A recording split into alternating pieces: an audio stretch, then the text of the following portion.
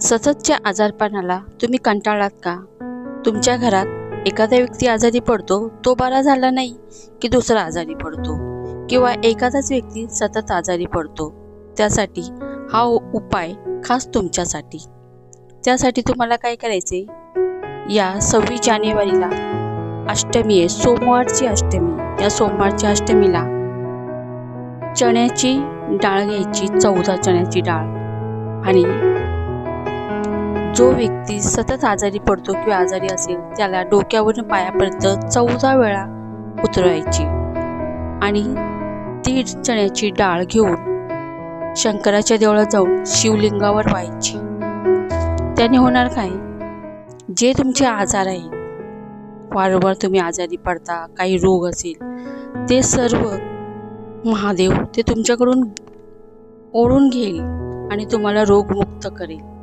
हा उपाय फक्त आणि फक्त सोमवारच्या अष्टमीला करता येतो, 26 जानेवारीला. आणि दुसरा आहे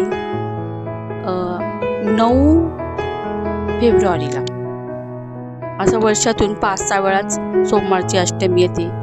हा उपाय तुम्ही सोडू नका. तुमच्या घरात कोणीही आजारी असेल किंवा तुमच्या घरात तुम्ही, लहान मुले किंवा एखादी व्यक्ती सारखा आजारपणावर, औषधांवर खूप खर्च होत असेल, त्यासाठी तुम्हाला मुक्ती मिळेल आजारपणापासून व औषधांच्या खर्चापासून.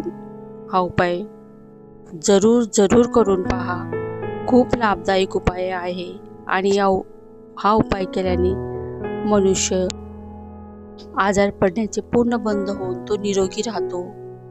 आणि माणूस निरोगी राहिला की तो सर्व सुख भोगतो. आपल्याकडे खूप संपदा, पैसा, गाडी, बंगला सगळं असेल आणि आरोग्यच नसेल तर त्याचा आपल्याला काही उपयोग होत नाही.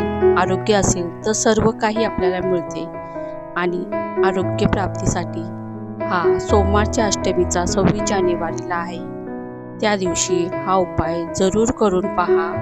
व पुढच्या महिन्यात फेब्रुवारीतही आहे.